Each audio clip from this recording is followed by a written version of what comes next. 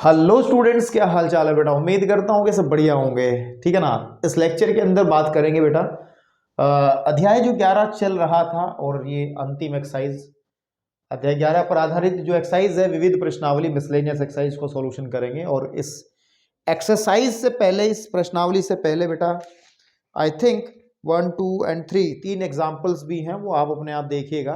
पहले एक्सरसाइज के क्वेश्चन समझ लो जो मैं करा रहा हूँ, उसके एग्जाम्पल्स आप अपने आप देख लोगे, कर लोगे। ठीक है, बढ़िया सवाल है और अब तक बहुत सिंपल सिंपल क्वेश्चंस किए हैं इस चैप्टर के अंदर, तो पहली बार कुछ बढ़िया मिला है देखने को। तो अब इस एक्सरसाइज को करते हैं, ठीक है, और चैप्टर को भी समाप्त करते हैं। तो चलिए बात करते हैं। पहले इसमें सारे फॉर्मूले आपको याद होने चाहिए, पिछला काम आपको अच्छे से पता होना चाहिए, तब आप इसमें कुछ कर पाएंगे।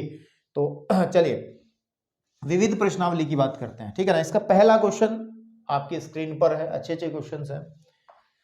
वो कह रहा है कि यदि एक परवलयाकार परावर्तक हो, ठीक है ना, परावर्तक होता है रिफ्लेक्टर, अंग्रेजी में अगर रखे हैं रिफ्लेक्टर, बताऊंगा, देखा है आपने और अभी बताता हूं क्या है। परावर्तक का जो व्यास है वो 20 सेंटीमीटर और गहराई 5 सेंटीमीटर है, तो नाभि ज्ञात करनी है। ठीक है, परावर्तक समझो, परावर्तक होता है रिफ्लेक्टर, जैसे बाइक के पीछे लगे रहते हैं ना रिफ्लेक्टर, जो रात को लाइट लगने पे चमकते हैं, या फिर रोड साइड में भी लगे रहते हैं, इस पर लाइट पड़ने से तुरंत चमकता है। साइकिल पे पीछे एक रेड रेड सा आता है और वो रिफ्लेक्टर होता है, ताकि उस पर लाइट पड़े, ऐसा लगता है वो लाइट जल रही है, लेकिन नहीं, वो अपने आप से नहीं जलता है। वो किससे जलता है? जब उस पर लाइट पड़ती है तो, है ना, रिफ्लेक्टर होता है। रिफ्लेक्टर, अगर आप किसी बल्ब की इंडिकेटर की बात करें, आप बल्ब की बात करें, जैसे आपके पास में इस तरीके का बल्ब है, यहाँ एक बल्ब लगा है, तो ये जिसके पास जो है आपके पास में, ये यहाँ पे चमकीला हिस्सा है, ये रिफ्लेक्टर ही तो होता है कि जब बल्ब की जो किरणें अंदर की तरफ भी जाती हैं, है ना, वो रिफ्लेक्ट होकर वो भी बाहर ही निकल जाती हैं। ठीक है ना, परावर्तित होकर के बाहर ही निकल जाती है। तो बल्ब इंडिकेटर्स हो गए, या जो टॉर्च हो गई, जो बल्ब के चारों तरफ लगा रहता है, वो परावर्तक ही होता है। तो चलिए अब क्वेश्चन पे आते हैं, तो आपको समझ में आ गया। उसने कहा है कि चलो मैं बना लेता हूं। देखो सपोज कर लेते हैं कि हम लोगों के पास में, ठीक है ना, ये कोई परावर्तक है, इस तरीके से परावर्तक परवलयाकार है। तो एक परवलय बना लिया मैंने, जिसका अक्ष जो है मैंने एक्स अक्ष कह दिया, ये वाला एक्स अक्ष मैंने इसका अक्ष कह दिया। ठीक है, एक्स अक्ष को मैंने एक्स कह दिया आपके पास में, और इसका केंद्र जो है वो वर्टेक्स, जो शीर्ष है वो मूल बिंदु पर है, ये वाई एक्सिस हो गया।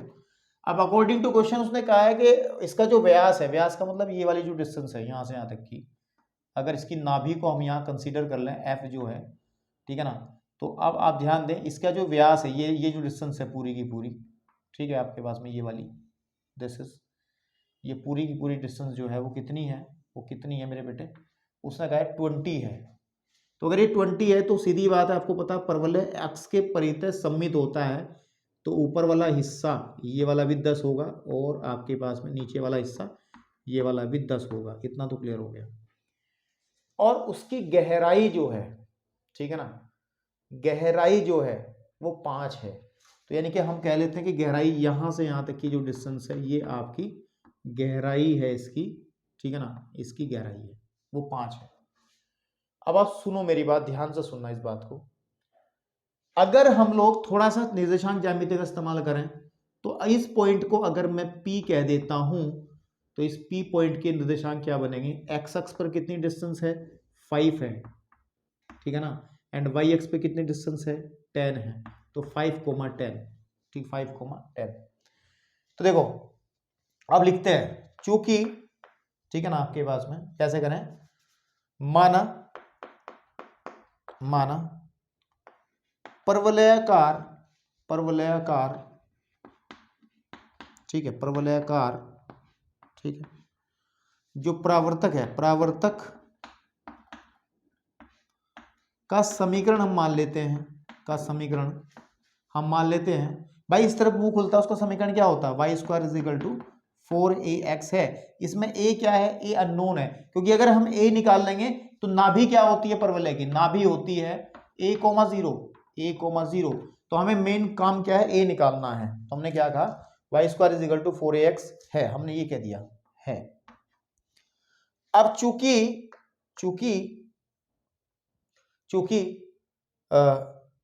एक बिंदु P P क्या हो जाएगा, P एक बिंदु P जिसके कोऑर्डिनेट हमने 5, 10 परवलय पर स्थित है, परवलय पर स्थित है और अगर ये इस पर स्थित है तो इसकी इक्वेशन को संतुष्ट करेगा या नहीं करेगा, करेगा। तो हम क्या करेंगे, ये आपके पास में x की जगह 5, y की जगह 10 हम भर देंगे, तो 10 square is equal to 4 into a into 5, और अगर आप देखेंगे तो 100 इज इक्वल टू 5 चौक 20 इंटू a, ठीक है ना। तो ये कट जाएगा कितने टाइम्स, 5 बार, a इज इक्वल टू आ जाएगा 5, हाँ a इज इक्वल टू 5, ठीक है, a इज इक्वल टू आ जाएगा 5, ठीक है, a इज इक्वल टू 5 है ना। तो अगर इसका a इज इक्वल टू 5 आ गया है तो इसकी जो नाभि है वो क्या बनेगी, तब देखो हमें पूछा ना, नाभि तो पूछी, अतः नाभि जो बनेगी वो बनेगी a,0 है ना। तो इसका मतलब नाभि के जो कोऑर्डिनेट हो जाएंगे वो आ जाएगा 5,0, यही आपका आंसर बनेगा 5,0। मतलब क्या है कि फोकस यहां ना होकर के फिर फोकस यही होगा, है ना, यही एफ होगा, फिर यही आपका 5,0 जो है कोऑर्डिनेट होंगे। सीधी सी बात है, अच्छी सी बात है, बढ़िया सी बात है, ठीक है ना आपके पास में। इज दैट क्लियर, ओके, ठीक है। तो वीडियो को पॉज करो फटाफट, हम चलते हैं क्वेश्चन नंबर 2 की तरफ। आंसर शीट को खोल के रख लूँ मैं सामने, क्योंकि एक बार आंसर मैच करना अति आवश्यक है और फिर एडिट करने का विकल्प हमें नहीं मिलता।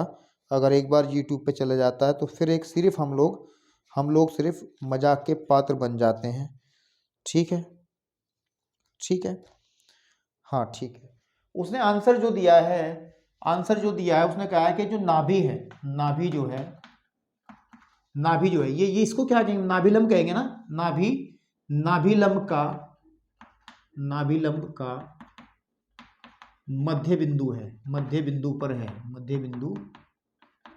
पर है। ये हमें ये पूछा था क्या इसने कि नाभि ज्ञात करो, हाँ तो नाभिलंब देखो, ये नाभिलंब है ना, नाभिलंब के मध्य बिंदु पर है, सीधी बात है। इज दैट क्लियर, हो गया, ठीक है ना। चलिए ओके,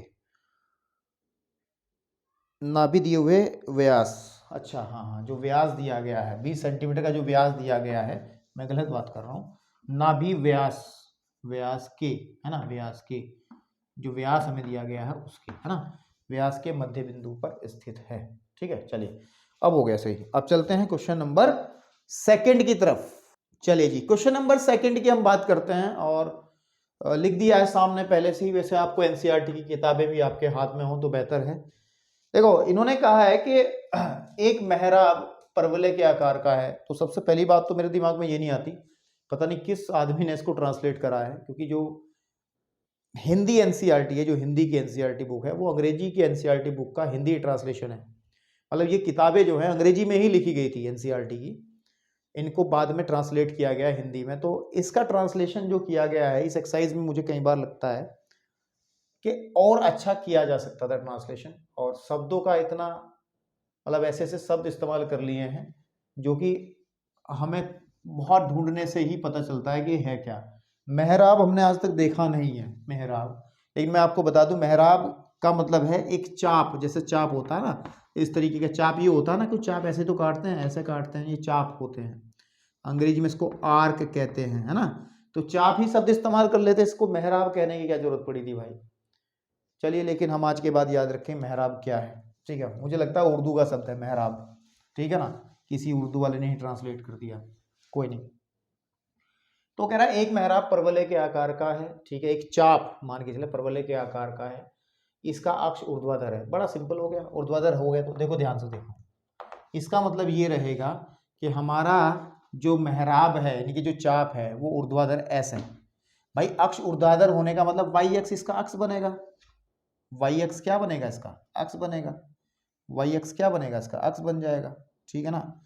अगर ये एक्स एक्स है, ठीक है ना, और ये वाई एक्स है, ठीक है ना, तो ये इसका अक्ष है, तो इसका मतलब हमारा मेहराब इस तरीके से बनेगा, ठीक है ना, इस तरीके से बनेगा। चित्र का ही खेल है, चित्र का ही खेल है मेरे भाई।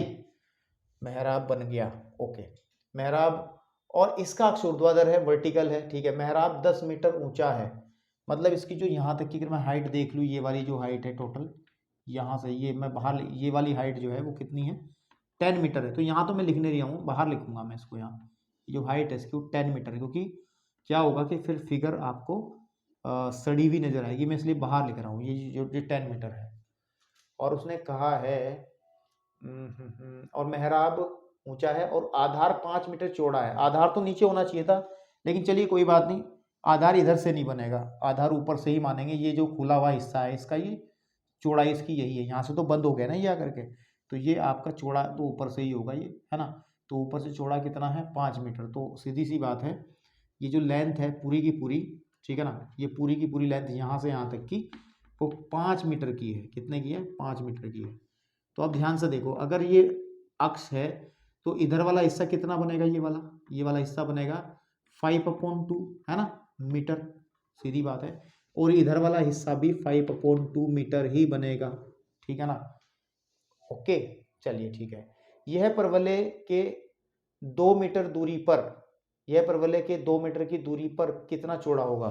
कहाँ से पूछा है इसने, यह परवलय के 2 मीटर की दूरी पर शीर्ष से कितना चौड़ा होगा। हाँ, पर दूरी पर शीर्ष से, यहां से एक शब्द छूट गया मेरे से, शीर्ष से कितना चौड़ा होगा, मतलब शीर्ष से अगर हम 2 मीटर की दूरी यहाँ पे ले लेंगे, ठीक है ना, यहाँ पे ले ले, तो यानी कि हम लोगों को ये लेंथ निकालनी है, इस ए बी को निकालना है हमें। इसको मैं ए बी कह देता हूँ, ठीक है, और इसको मैं कह देता हूँ यहाँ पर सी एंड डी पॉइंट, है ना। ये हमारा सेंटर ओ है ही है।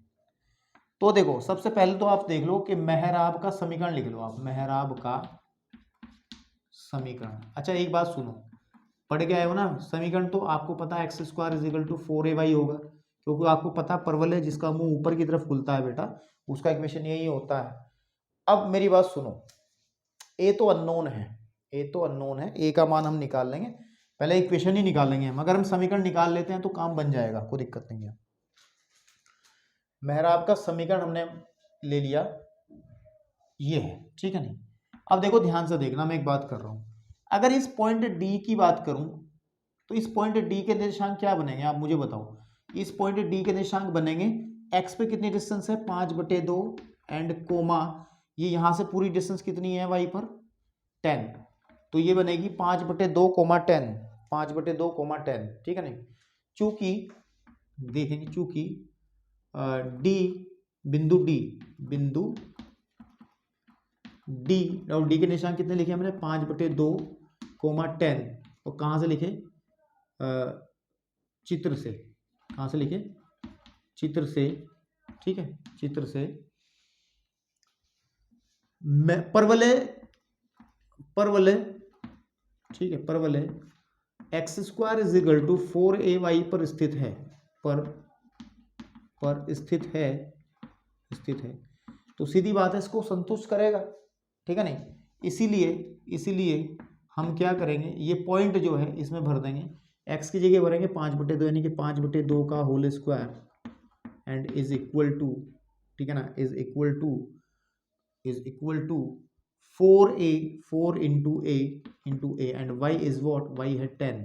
तो अगर देखा जाए यहाँ जाएगा 25/4 आप, और ये आ जाएगा 40a, तो यहाँ से अगर मैं थोड़ा सा सॉल्व करूँ तो a का वैल्यू आ जाएगा 25/4 इंटू 40, है ना। तो आ जाएगा 5 × 5 = 25 और 5 × 8 = 40, तो आ जाएगा a का वैल्यू आ जाएगा 5/8 = 32, है ना। इसको आप यहीं छोड़ दो, 5/32 जो है a का वैल्यू आ जाएगा, 5/32। लेकिन निकालना क्या है हमें ए बी निकालना है, और ये यहाँ तक का, इस पॉइंट को अगर मैं कुछ कह दूँ, ABCDE कह दूँ मैं इसको, तो ये डिस्टेंस उसने दी है 4, ये डिस्टेंस उसने दी है 4, ठीक है ना। तो मुझे आप सीधी सी बात है, अगर इस बी के कोऑर्डिनेट में निकाल लेता हूँ, ठीक है ना, तो मेरी ये चौड़ाई निकल आए, क्योंकि अगर इस चौड़ाई को मैं के कहता हूँ, ध्यान से देखना, इसको मैं क्या कहता हूँ, के, ठीक है ना, आपके पास में ये के कह देता हूँ, और ये कितनी है, 2 है, तो बी के कोऑर्डिनेट कितने बनेंगे, इसके कोऑर्डिनेट बनेंगे k,2, ठीक है। तो अब यहाँ पे एक चीज कर लो, ठीक है, एक चीज कर लो, इसको ऊपर लिख लो शीर्ष, है ना। एक चीज कर लो कि यहां लिखता हूं कि माना चित्र में, जो हमने चित्र बनाया है, चित्र में जो EB है, EB जो है उसको मैं K मान लेता हूं, K है, ठीक है। तब ठीक है ना, तब जो B के कोऑर्डिनेट होंगे तो B हमारे पास में क्या बनेगा, वो बनेगा K,2, K,2 होगा, ठीक है। अब मैं इसको अजीब तरीके से क्वेश्चन को कर रहा हूं यार, बीच में छोड़ दे रहा हूं। पहले ये A का मान निकला तो पहले समीकरण निकालो ना, यहाँ फ्लैशबैक में चले जाओ, समय पिक्चर की तरीके से क्वेश्चन हो रहा, पहले आगे कर दिया फिर पीछे जा रहे हैं कि हुआ क्या था फ्लैशबैक में। समीकरण जो बनेगा वो बनता था x² is equal to 4a की वैल्यू है 5/32 y, तो 8 चौक 32 आ जाएगा, तो x² का जो मान है वो आ जाएगा 5/8 y। ये समीकरण बनेगा इसका, ठीक है ना, ये समीकरण बनेगा इसका। अब आप सुनो, बिंदु B जो है, अगर देखा जाए बिंदु B, जो परवलय का समीकरण है x² is equal to 5/8 y पर स्थित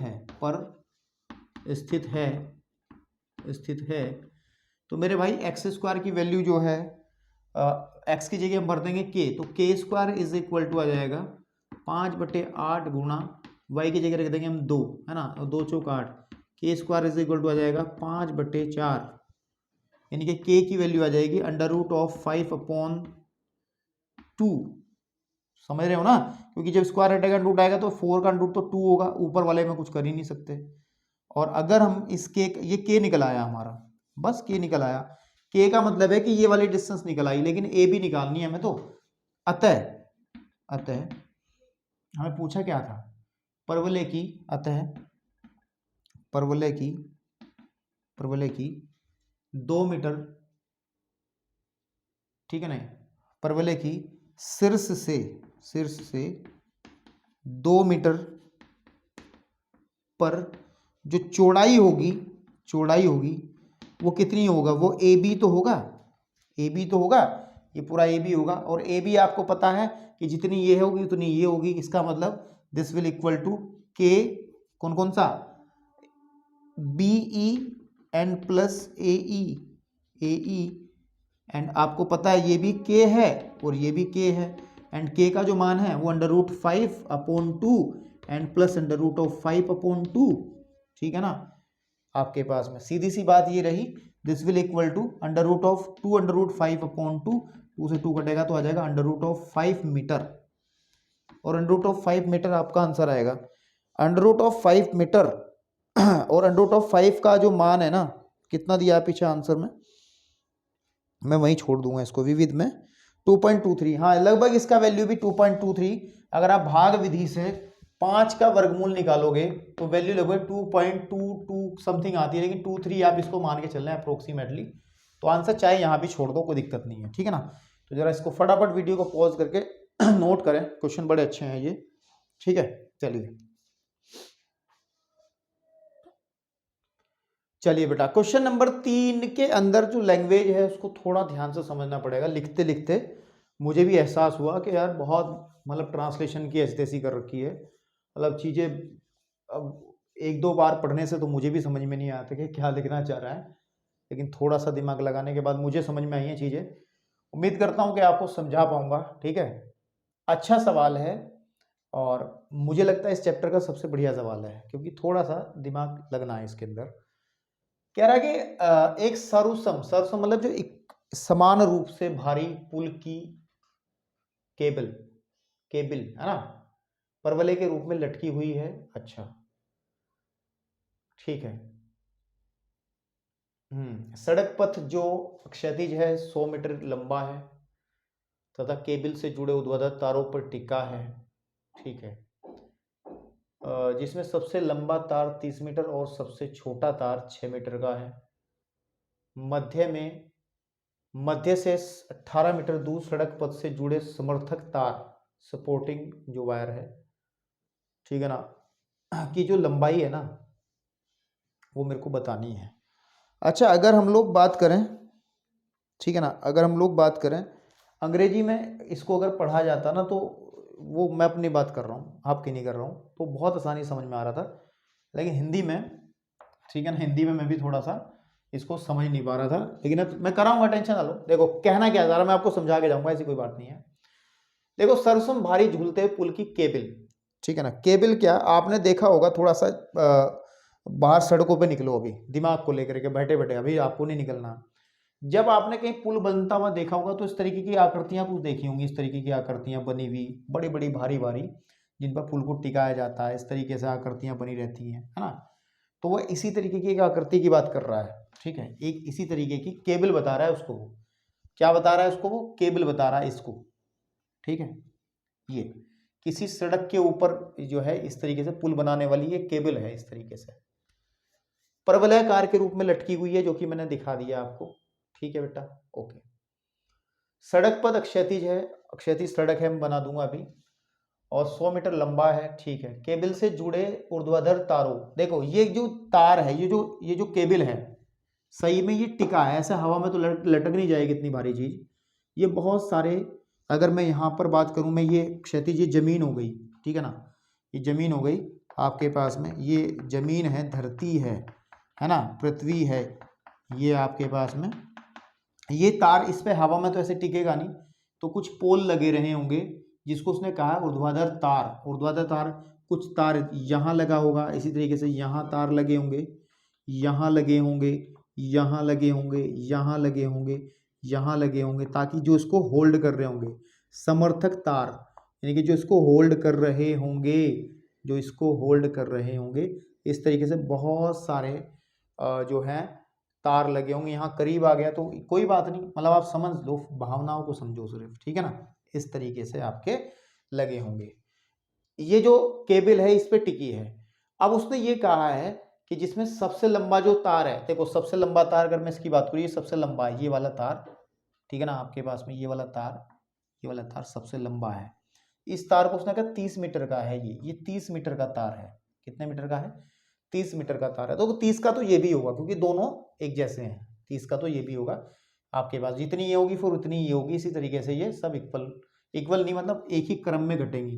भाई ये 30 है ना, तो इधर भी 30 ही होगा ये, ठीक है ना, आपके पास में।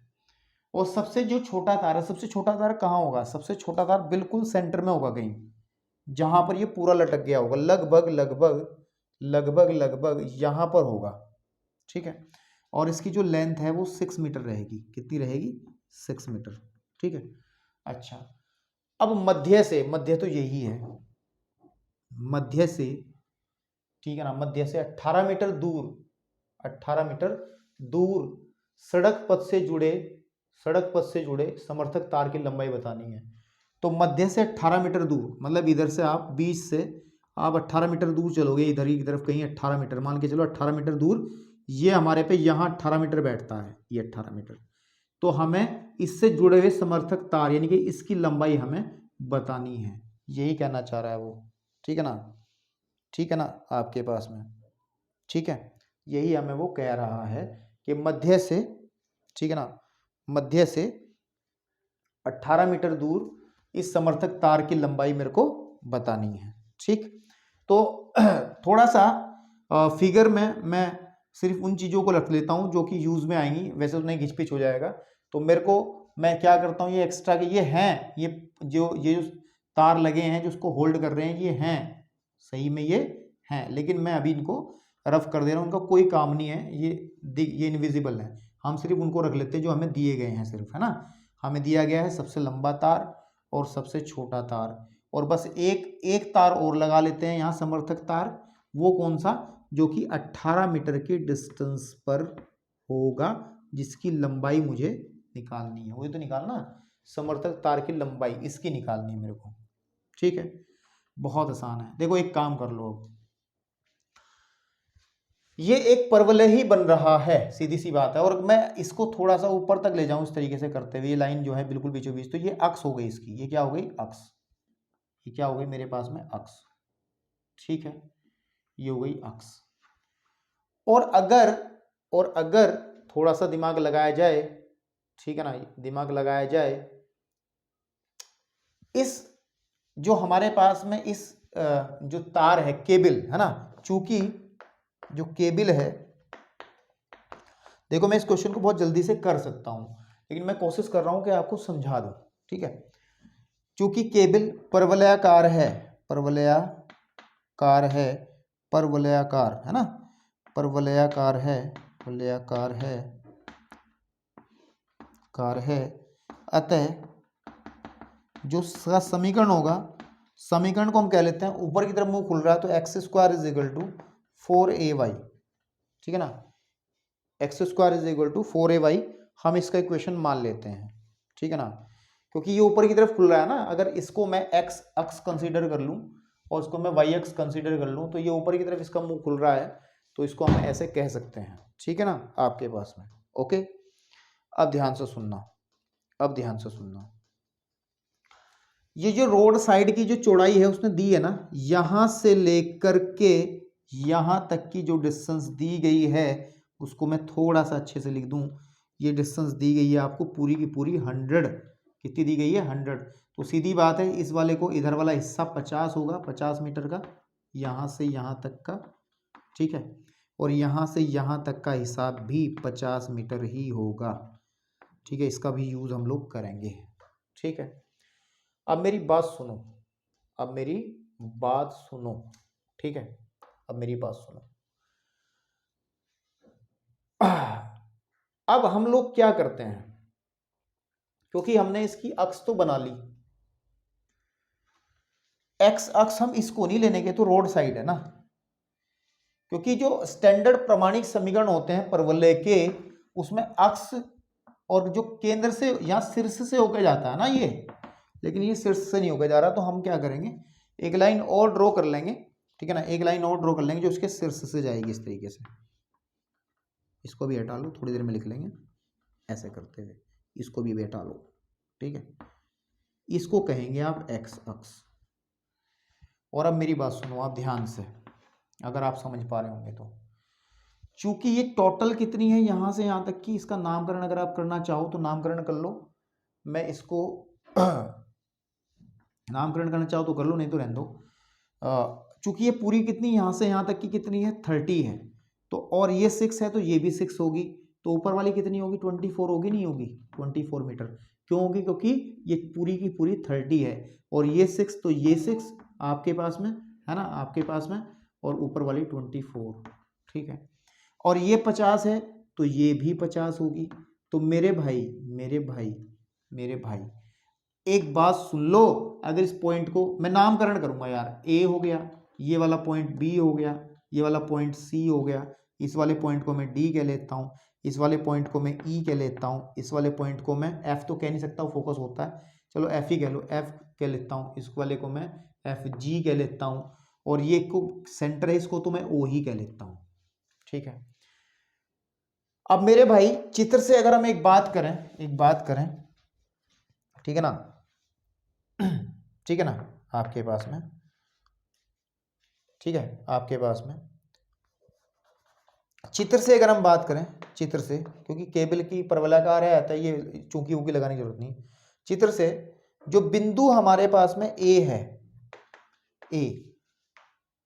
ए जो होगा उसके कोऑर्डिनेट क्या होंगे, एक्स एक्सिस पे कितना है 50 कोमा, वाई एक्स पे डिस्टेंस कितनी है 24 होगा, ठीक है ना, है, होगा नहीं है, अभी है ना, तो चित्र से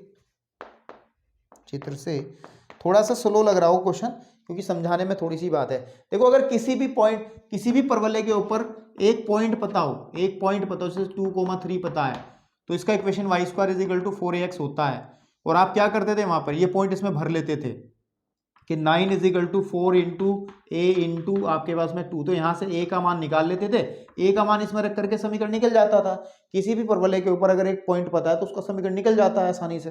तो उसी तरीके से हम इस पे कोशिश ये कर रहे हैं कि एक पॉइंट मिल जाए, और ये पॉइंट मुझे मिल गया है, ये वाला पॉइंट है 50,24, ठीक है।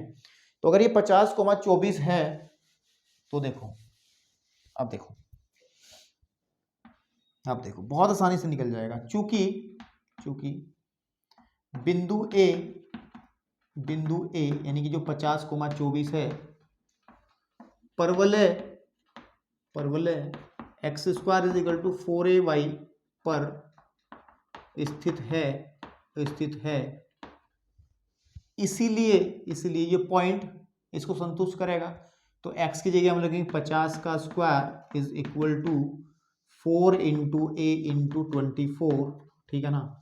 तो इसका मतलब है a का जो मान है वो आ जाएगा 50 गुणे 50 बटे 4 गुणे 24, है ना। तो कटेगा 2 25 आ जाएगा और यहाँ 2 से 25 कटेगा, ठीक है। तो यानी क्या आ जाएगा हमारे पास में a इज इक्वल टू 625 बटे 24, ये a का मान आ जाएगा 625 बटे 24, 625 बटे 24। तो जो समीकरण बनेगी है ना, तब जो समीकरण बनेगी x square is equal to 4ay है ना। तो x square is equal to आ जाएगा 4 इंटू 625 बटे 24 इंटू वाई। इसका मतलब x square is equal to आ जाएगा 624, तो 625 बटे 6y।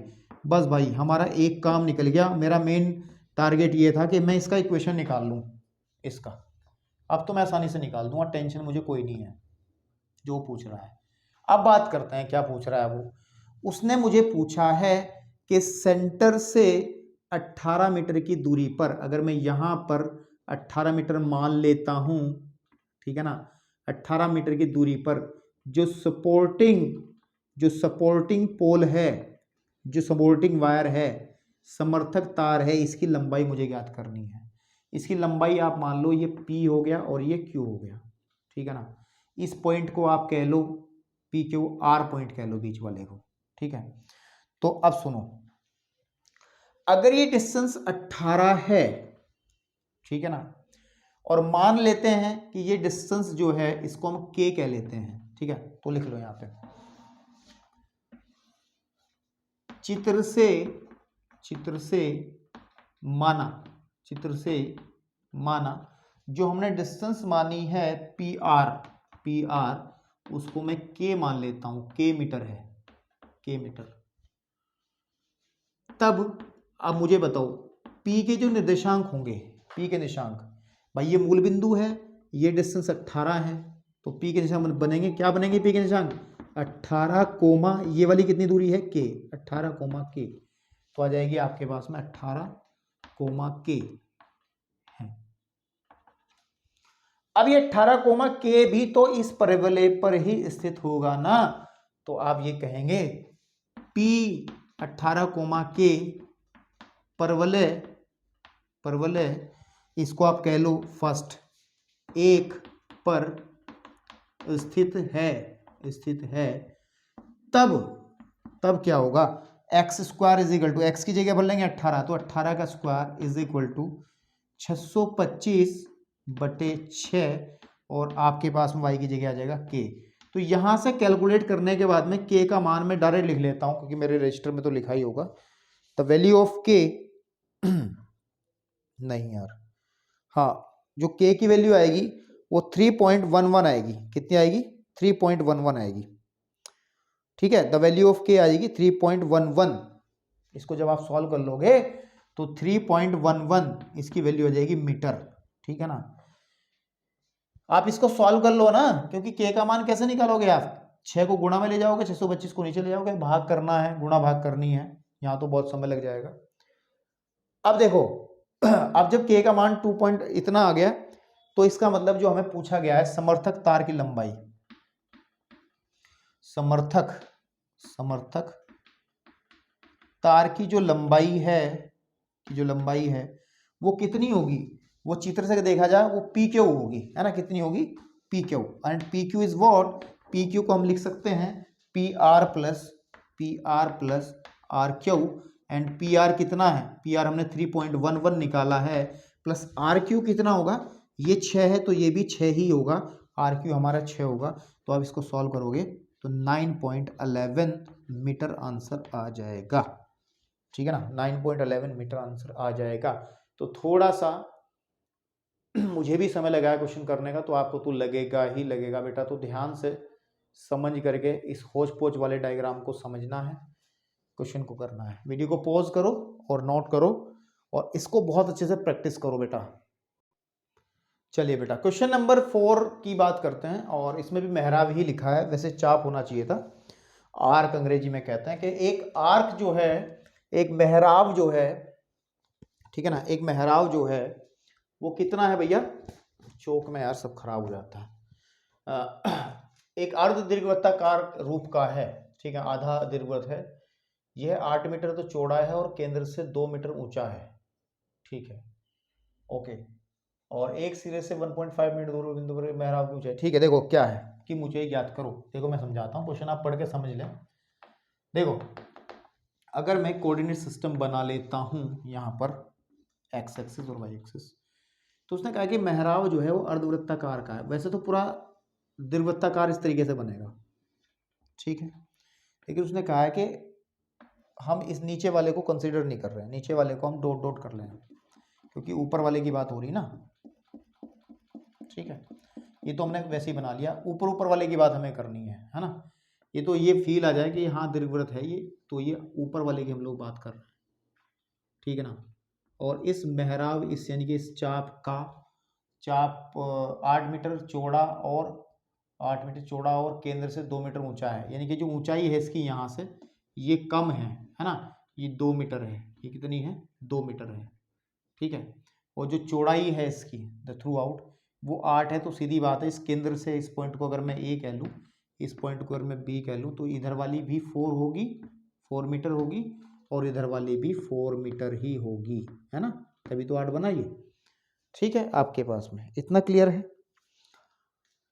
अब अगर ध्यान दे तो आप कहोगे सर ऐसा नहीं बन सकता मेहराब, नहीं बनेगा यार, क्योंकि उसने कहा ना कि चौड़ाई ज्यादा है ऊंचाई कम है, तो यही पॉसिबल है कि ऐसा ही बनेगा ना फिर तो, ठीक है ना।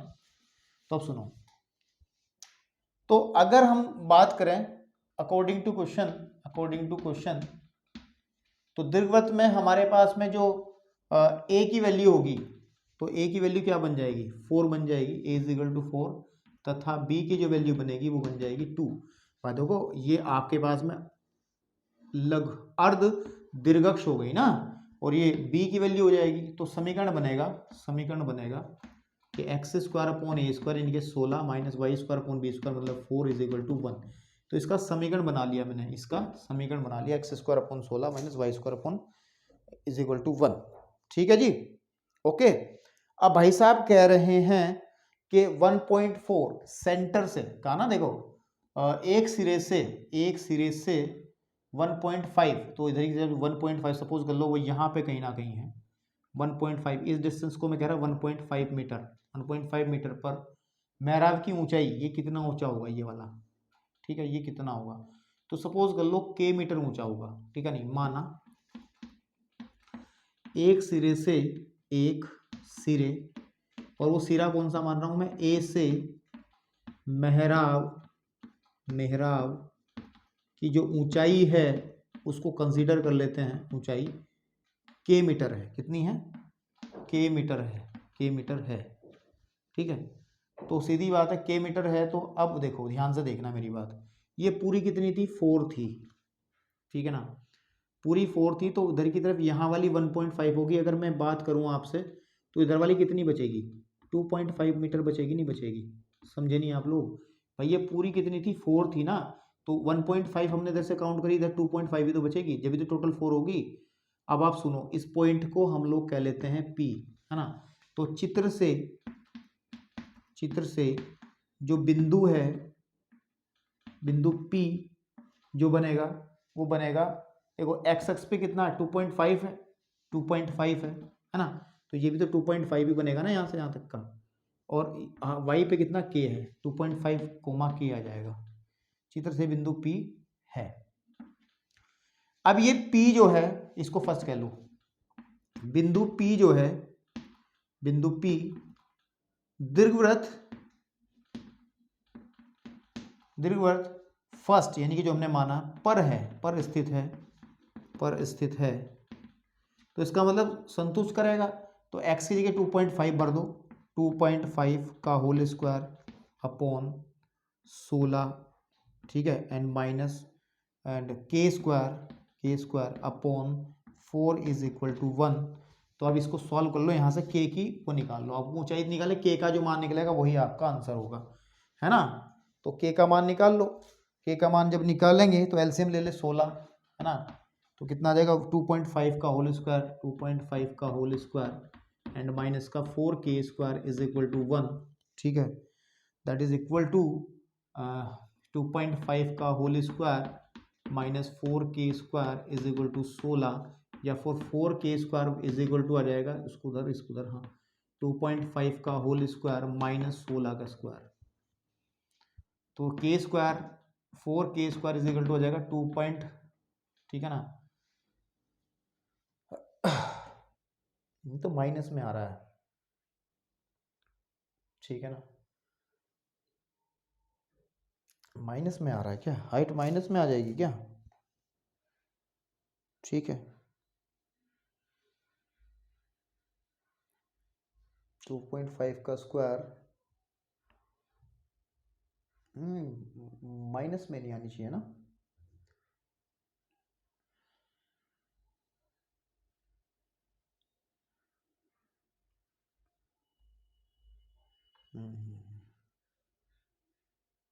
ठीक है, माइनस में नहीं आनी चाहिए ना, लेकिन ये माइनस में आ रही है। 16 का स्क्वायर 625, 2.5 का स्क्वायर, एक बार देख लो मैंने मिस्टेक कहाँ करी है, मैंने मिस्टेक कहाँ की है कि x square upon a square, ठीक है ना, x square upon a square, a की वैल्यू 16 है, and y square upon b square is equal to 1। अरे यार ये तो अति परवलय का इक्वेशन होता है, प्लस का लेना है यहाँ, ठीक है ना, तो यहाँ पे हम प्लस ले लेंगे फिर, ठीक है ना, तो सब सही चलता रहेगा फिर।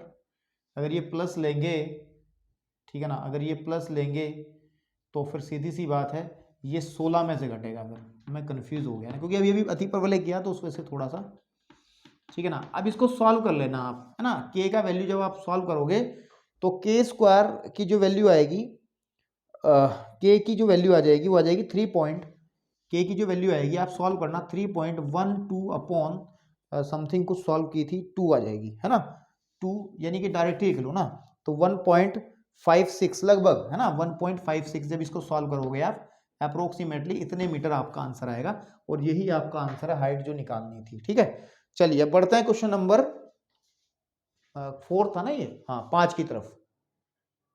चलिए जी, क्वेश्चन नंबर अगर हम 5 की बात करें तो इस तरीके के एग्जाम्पल भी आपकी इस बुक में है, 19वां एग्जाम्पल, अगर उसको आप देखो तो उस तरीके से आप कर लोगे। तो ये कह रहा कि तो क्या रहा है, मैं इसको हल करता हूँ, एग्जाम्पल फिर आपको अपने आप ही समझ आ जाएगा।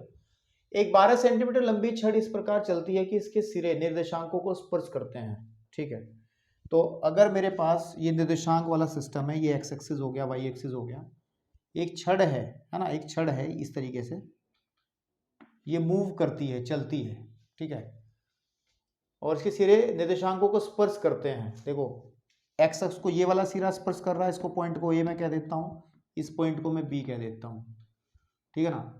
छड़ के बिंदु पी का बिंदुपद ज्ञात करना है, इस पर कोई एक पॉइंट है पी, यहाँ पे पॉइंट पी हम मान लें, और बिंदुपद जब भी ज्ञात करना है तो पी के कोऑर्डिनेट हमेशा एक्स कोमा वाई, बिंदुपद का मतलब है कि समीकरण निकालना है, यानी कि एक्स और वाई में रिलेशन निकालना है कि ये जब चलेगी छड़ तो ये बिंदु पी कैसे चलेगा, जब छड़ चलेगी, जब छड़ मूव करेगी, है ना, आपके पास में, तो ये पी किस तरीके की आकृति बनाएगा, क्योंकि बी भी तो चलेगा आपके पास में। भाई अगर सुनो मेरी बात, अगर मैं सीधा चल रहा हूं, है ना, तो इसका मतलब मेरे हाथ में देखो चौक है, मैं सीधा चल रहा हूं तो चौक भी तो चल रही है, ठीक है ना। तो इसी तरीके से ये पी पॉइंट, इस ये सब छड़ चलेगी तो ये पी भी तो चलेगा, तो पी का भी एक पथ बनेगा, और पी का हमें पथ बताना हो किस तरीके से मूव करेगा, ठीक है। तो देखो, और उसने कहा है जो एक्स अक्ष के स्पर्श वाले सिरे से 3 सेंटीमीटर दूर है, ये जो डिस्टेंस है यहां से यहां तक की, ये जो दूरी है ए से पी तक की, ये 3 सेंटीमीटर की है, कितने की है, 3 सेंटीमीटर वाली है ये वाली, ठीक है आपके पास। ओके, अब मेरी बात सुनो ध्यान से, सपोज कर लो कि इस एंगल को हम थीटा कह लेते हैं, ठीक है ना, इसको आप वो कह लो, तो यहाँ पे लिख लेते हैं कि माना जो एंगल है ओ ए बी को मैं थीटा कह देता हूँ, है ना। और मैं एक काम करता हूँ, एक लाइन और खींच लेता हूँ यहाँ पर इस तरीके से, ठीक है, इस तरीके डॉट डॉट लाइन। और आपको इस पॉइंट को हम पी, इसको कहते हैं क्यू। तो तथा जो एंगल बनेगा क्यू पी बी, है ना, क्यू पी बी, वो भी आपका थीटा ही बनेगा, वो भी आपका थीटा ही बनेगा, ठीक है। ये भी थीटा ही बनेगा, ये थीटा तो ये भी थीटा। अब ध्यान से देखना, चूंकि हमें पता है कि जो ए बी है, ए बी की जो लेंथ है वो टोटल 12 सेंटीमीटर है, 12 सेंटीमीटर है।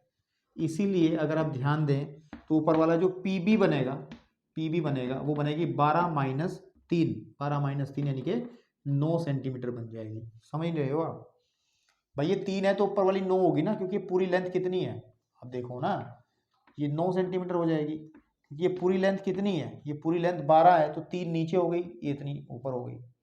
अब सुनो, इसको थोड़ा सा नीचे तरह ऐसे बना लो। अब मेरी बात सुनो, अगर इस पॉइंट के कोऑर्डिनेट के हिसाब से देखें तो ये तो y हो जाएगा और ये x हो जाएगा, ठीक है। अब आपके पास में दो समकोण त्रिभुज हैं, एक समकोण त्रिभुज ये है, एक समकोण त्रिभुज ये है। इसमें बारी बारी से ले लो, आंसर आ जाएगा। अब देखो ध्यान से, जो त्रिभुज है पी ए, इस पॉइंट को कह लो आप क्यू आर कह लो, पी ए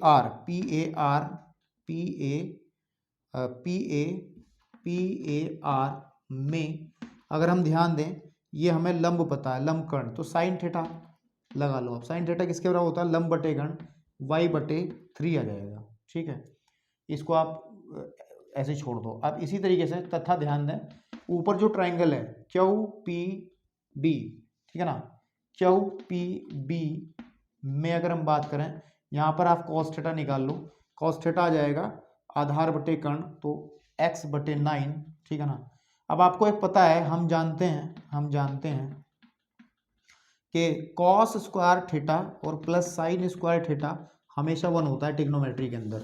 तो cos की वैल्यू क्या है, x/9 का whole square and plus y/3 का whole square is equal to 1, यानी कि x² and plus y²/9 is equal to 1। यही इसका बिंदु पद बनेगा, यही इसका आंसर बनेगा, ठीक है ना। आपके पास में यही इसका आंसर बन जाएगा, ठीक है। चलिए फटाफट नोट करो, इस क्वेश्चन के अंदर ज़्यादा कुछ खास नहीं था, इस तरीके एग्जाम्पल को भी आप देख लेना फिर, ठीक है। चलिए क्वेश्चन नंबर 6 की बात करते हैं, इसके बाद बेटे 2 क्वेश्चन और बचते हैं, डरो मत, खत्म हो जाएगी एक्सरसाइज, है ना। तो ये तो बड़ा सरल सवाल है, और चौक भी जरा ले लें ठीक ठाक सी। चलिए, उसने कहा है कि त्रिभुज का क्षेत्रफल ज्ञात करना है जो परवलय है x² = 12y के शीर्ष को नाभिलंब जीवा से मिलाने को वाली रेखा से बना है। देखो आप, सीधी बात है, अगर हम लोग बात करें, ये x एक्सिस हो गया, ये y एक्सिस हो गया, तो ये वाला परवलय कुछ इस तरीके से बनेगा ऊपर की तरफ, ठीक है ना, क्योंकि x² = 4ay टाइप है ना, और कहीं ना कहीं इसकी नाभि यहाँ पर बनेगी, है ना, और नाभि यहाँ पर बनेगी, तो और नाभि थोड़ी ऊपर बना लेते ताकि और अच्छे से क्लियर आ जाए। अब मेरी बात सुनो, इसका नाभिलंब ये बनेगा, ठीक है। अच्छा, y² x² अगर हम 12y की बात करें, कि जो नाभि है, नाभि जो f बनेगी उसके कोऑर्डिनेट क्या बनेंगे, आपको पता है x² = 4ax से अगर हम इसकी तुलना कर लेंगे, 4ay से तुलना कर लेंगे, तो 4a = बनेगा, है ना, 12, तो a का मान आ जाएगा 3, है ना। तो लिख दो, यहाँ पे पूरा लिख दो ना, कि नाभि जो बनेगी आपके पास में वो a,0, है ना। ये करें कि y² अरे नहीं, x² = 4ay से तुलना कर लो, है ना, तुलना। तो आप देखेंगे कि 4a का मान 12, तो दिस इम्प्लाइज a हमें मिल जाएगा 3। तो इसका मतलब हमारे पास में जो नाभि बनेगी, नाभि यानी कि जो फोकस f बनेगा वो बनेगा 0,3 ही तो होगी ना, यहाँ पर 0,3 बन जाएगी ये वाली। अब इसके नाभिलंब, ठीक है ना, और शीर्ष को मिलाने वाली ये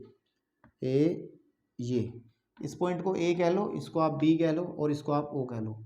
इसका ट्राइंगल का क्षेत्रफल निकालना, कई तरीके निकालने के, कई तरीके, ठीक है ना, कई तरीके। नाभिलंब की लंबाई कितनी बनेगी आप ध्यान दो, ए बी कितना होगा, ए बी तो आपके पास में क्या होगा, ए बी नाभिलंब की लंबाई है ना, नाभिलंब की लंबाई है वो होगी 4a, यानी कि आपके पास में कितना देगी 4 इंटू 3 दैट इज 12, है ना। तो ये 12, ए बी तो 12 आ गई, ठीक है। अब मेरी बात सुनो, ये कितनी होगी 3 हो जाएगी, इसको अगर हम एफ कह दें, और आपके पास में जो एफ ओ होगी, है ना, एफ ओ जो होगी वो एफ ओ आपके पास में होगी 3 के बराबर, है ना। तो जो त्रिभुज है, त्रिभुज कौन सा है, ए बी ओ, है ना, या ए ओ बी का जो क्षेत्रफल होगा, का जो क्षेत्रफल बनेगा वो बनेगा 1/2 आधार बन जाएगा ए बी, है ना, ए बी, और ऊंचाई बन जाएगी आपके पास में एफ ओ। तो आपके पास में 1/2 ए बी कितनी है हमारी 12, और ऊंचाई कितनी है 3, तो कट जाएगा 6 बार, 36 18 वर्ग इकाई, है ना, वर्ग इकाई, ये हो गया भाई, ठीक है ना, 18 वर्ग इकाई आंसर। चलिए अब बढ़ते हैं क्वेश्चन नंबर 7 की तरफ, क्वेश्चन नंबर 7। चलिए भैया क्वेश्चन नंबर 7 की बात करते हैं। कह रहा है कि एक व्यक्ति दौड़ पथ पर दौड़ते हुए अंकित करता है ना, ये नोट करता है कि उसके 2 झंडा चौके से दूरियों का जो योग सदैव 10 मीटर रहता है। अच्छा कुछ याद करो, किसी परवलय, दीर्घवृत्त, अति परवलय में एक वक्र था जिसकी परिभाषा में ये था कि किन्हीं 2 बिंदुओं से दूरी का योग जो है अचर है, अचर का मतलब बदलता नहीं है, तो वही बात इसमें हो रखी है कि 10 मीटर रहता है, ठीक है, 2 बिंदुओं से। भाई झंडा चौकियां कहती है, झंडा चौकी भी तो बिंदु ही होंगी कहीं, और झंडा चौकियों के बीच की दूरी जो है वो 8 मीटर है। तो उसने कहा है कि सपोज कर लो कि जैसे कि हमारे पास एक झंडा चौकी ये है, एक झंडा चौकी ये है, इनके बीच की डिस्टेंस तो उसने कह दी 8 मीटर है, लेकिन जब वो दौड़ता है, वो व्यक्ति दौड़ता है, कहीं से भी दौड़ता है, तो इससे इस मान के चलो ये पी पॉइंट है, इस पी पॉइंट से इस वाले को मैं F1 कह लेता हूँ, इसको मैं F2 कह लेता हूँ, तो इससे जो डिस्टेंस है और इससे डिस्टेंस जो है, इन दोनों का जो योगफल है, यानी कि PF1 एंड प्लस PF2 जो है वो हमेशा 10 रहता है, कहीं भी होगा, अगर वो कहीं यहाँ P1 ले ले, कहीं और भी जाएगा वो उस तरीके से घूमता हुआ, ठीक है ना, वो ऐसे घूमता हुआ कहीं भी जाएगा। तो आपको सीधी बात है, डेफिनेशन से क्लियर होना चाहिए। एक दीर्घवृत्त की डेफिनेशन यही होती थी कि 2 बिंदुओं से दूरी का जो योग है वो हमेशा सेम रहता है, और ये जो दूरी का योग होता है ये दीर्घअक्ष होती है, यानी कि 2a के बराबर होता है, 2a = 10। तो अगर इसको मैं पूरा कंप्लीट कर लूँ अब डायग्राम ये, तो इस तरीके से हमारा डायग्राम बन जाएगा, ठीक है ना, आपके पास ये सेंटर हो गया। तो उनकी जो दूरियों का योग है, उस दूरियों का योग जो है वो हमेशा 10 रहता है, और डेफिनेशन के अंदर हमने ये पढ़ा था कि वही दीर्घअक्ष के बराबर होता है। तो यहां से a का मान आपका 5 आ जाएगा, 5 मीटर, ठीक है ना। अब a का मान 5 आ गया। अब ये देखो नाभियों के बीच की दूरी जो है वो 8 दे रखी है, और नाभियों के बीच की दूरी क्या होती है, हमने पढ़ी थी, नाभियों के बीच दूरी, नाभियों के जो बीच दूरी है वो जो दे रखी है 8 मीटर दे रखी है ना, और वो होती थी 2c, 2c = 8, तो c का मान आ जाएगा आपका 4 मीटर, ठीक है ना। अब लेकिन हमें चाहिए b, है ना, हमें चाहिए b। समीकरण इसका क्या होगा, इसका समीकरण होगा x² - y² / b² = 1। तो हम क्या करेंगे, एक वो रिलेशन था कि c² होता था a² - b², है ना। तो यानी कि 16 = a² की वैल्यू 25 आ जाएगी, है ना, 25 - b², इसको उधर ले जाओ, b² हो जाएगा 25 - 16, यानी कि b² का मतलब आ जाएगा 9। तो b² का मान ये है, तो समीकरण क्या बन जाएगा भाई, लिख लो फटाफट, आंसर आ जाएगा x² / a² का मतलब, a² का मतलब 25, ठीक है, एंड प्लस y² / 9 = 1, यही इसका इक्वेशन बनेगा पथ का, ठीक है ना, यही इक्वेशन बन जाएगा इसके पथ का, ठीक है बेटा, ओके। चलिए अब बढ़ते हैं last question of this exercise, question number 10, अरे नहीं 9, अरे नहीं, चलिए बेटा क्वेश्चन नंबर 8 और इस एक्सरसाइज का अंतिम सवाल, और इस चैप्टर का भी अंतिम सवाल, ठीक है ना। तो कह रहा है कि परवलय है y² = 4x के अंतर्गत एक समबाहु त्रिभुज है जिसका एक शीर्ष परवलय का शीर्ष है। अच्छा ठीक है, मतलब क्या है कि हम लोगों को अगर देखा जाए, हमें क्वेश्चन दिया y² = 4x, तो इस तरीके से कहीं क्वेश्चन बनेगा, ठीक है ना। इसका जो आपका डायग्राम बनेगा वो ऐसा बनेगा, इसके अंदर एक समबाहु त्रिभुज है, और समबाहु त्रिभुज ऐसा है कि उसका एक शीर्ष जो है वो परवलय का शीर्ष है, यानी कि जो O है। तो कुछ इस तरीके से बनना चाहिए, है ना, कुछ इस तरीके से बनना चाहिए जो आपका, ठीक है ना, जो आपका बनेगा समबाहु त्रिभुज, जो अगर मैं इसको ए कह लूँ, इसको मैं बी कह लूँ, तो ये तो ध्यान रहे कि क्योंकि इसकी जो भुजाएं हैं, अगर ये वाली भुजा आप इसको आप पी मान लेते हो तो सीधी सी बात है ये भी पी ही होगी और ये पूरी की पूरी ये भी पी ही होगी। और सीधी बात है क्योंकि ये अक्ष है, एक्स अक्ष है, तो सममितता ये कहती है, सिमेट्री ये कहती है कि जितना ऊपर उतना नीचे, तो इसका मतलब ऊपर वाला हिस्सा p/2 होगा यहाँ से यहाँ तक का, और नीचे वाला हिस्सा भी p/2 ही होगा यहाँ से यहाँ तक का। ठीक है जी। अब एक बात सुनो मेरी, इस वाले को आप मान लो, इस वाले पॉइंट को आप कह लो ए बी सी कह लो उसको आप, इस वाले पॉइंट को, इस वाली डिस्टेंस को आप कह लो यहाँ से यहाँ तक की के कह लो, क्या कह लो, के। ठीक है ना, ये वाली के कह लो। तो आप कह लो कि माना जो OC है उसको हमने के कह लिया, ठीक है नहीं। तब अगर हम देखें ए के कोऑर्डिनेट क्या बनेंगे, आप मुझे बताओ, ए के कोऑर्डिनेट बनेंगे के कोमा p/2, के कोमा p/2, ठीक है ना। अब देखो, अब के कोमा p/2, जो बिंदु ए है, अगर ध्यान दिया जाए बिंदु ए y² = 4ax पर स्थित है, x पर स्थित है ना। तो यानी कि पॉइंट इसमें भर देंगे, तो p² / 4 = आ जाएगा 4 × a × k। तो यहाँ से k का मान अगर मैं निकाल लेता हूँ तो आ जाएगा आपके पास में k = आ जाएगा p² / 16a, p² / 16a। तो मेरे भाई ये वाली जो डिस्टेंस आ गई, ये p² / 16a आ गई। ठीक है जी। अब एक काम करो, क्योंकि ये एक समकोण त्रिभुज है 90 डिग्री वाला, जिसमें ये कर्ण बनेगा, है ना, 90 तो ये है ही है। तो अगर हम बात करें जो त्रिभुज है हमारा ACO में, हमें पता है कि AO का जो स्क्वायर होगा पाइथागोरस प्रमेय, वो बराबर होगा AC का स्क्वायर प्लस OC का स्क्वायर। तो AO का स्क्वायर, AO है हमारे पास में p² हो जाएगा, = AC कितना हो जाएगा, AC हमारा p/2 हो जाएगा, p/2 का whole square and plus OC आपके पास में k² हो जाएगा। ठीक है, हमें क्या निकालना है बेसिकली, हमें क्या निकालना है, हमें निकालनी है भुजा। तो भुजा मतलब p का मान निकालना है, तो कोई बात नहीं, k का मान ये वाला भर दो उसके अंदर। तो देखो p² = आ जाएगा p² / 4 प्लस यहाँ आ जाएगा p² / 16a, p² / 16a। ठीक है, p² / 16a। ठीक है, p² / 16a का भी होल स्क्वायर आएगा। मैं ये तो सोच रहा है तो कट जाएगा, नहीं तो आ जाएगा p² = p² / 4 प्लस p की घात 4 / 16 का स्क्वायर होता है 256a²। तो यहाँ से p कॉमन निकाल लो सब में से, तो p² = हो जाएगा, p² कॉमन निकालेंगे तो 1/4 प्लस p² / 256a², p से स्क्वायर p² कट जाएगा, है ना। और अगर हम लोग थोड़ा सा इसको उधर उधर कर लें तो यहाँ पे 1 = 1/4 प्लस p² / 256a² आ जाएगा। और या फिर p² / 256a² जो है वो बराबर हो जाएगा इधर नहीं 1 - 1/4। तो मैं यहाँ से इसको सॉल्व कर लूँगा, यहाँ पर जगह है ना आपके पास में। तो p² = आ जाएगा अपॉन p² / 256 a² जो है वो बराबर हो जाएगा 3/4 के, है ना। या फिर p² का जो मान है वो आ जाएगा 256 × 3 a²/4।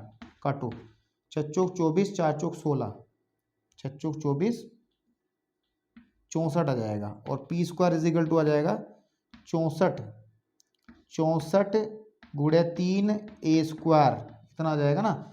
और अगर मैं यहाँ से अंडरूट हटा लूँगा, इधर लगा दूंगा, तो इसमें से तो 8 बाहर आ जाएगा, 8a√3 कितना रखा है, हाँ बिल्कुल ठीक बात है, इतना आंसर आपका आ जाएगा। ये इसकी लेंथ बनेगी, ठीक है ना, ये इसकी लेंथ बनेगी। तो यहाँ पर इसकी भुजा की लंबाई कितनी बन जाएगी, ये लिख देना चाहे इसमें कि माना भुजा की लंबाई, भुजा की जो लंबाई है वो p है ना, तो समझ जाएगा फिर, ठीक है ना। तो बेटे चैप्टर खत्म। हाँ, बहुत भारी भरकम ये एक्सरसाइज लगी थी, लंबा चौड़ा काम रहा है। अगले चैप्टर में मुलाकात होगी। धन्यवाद।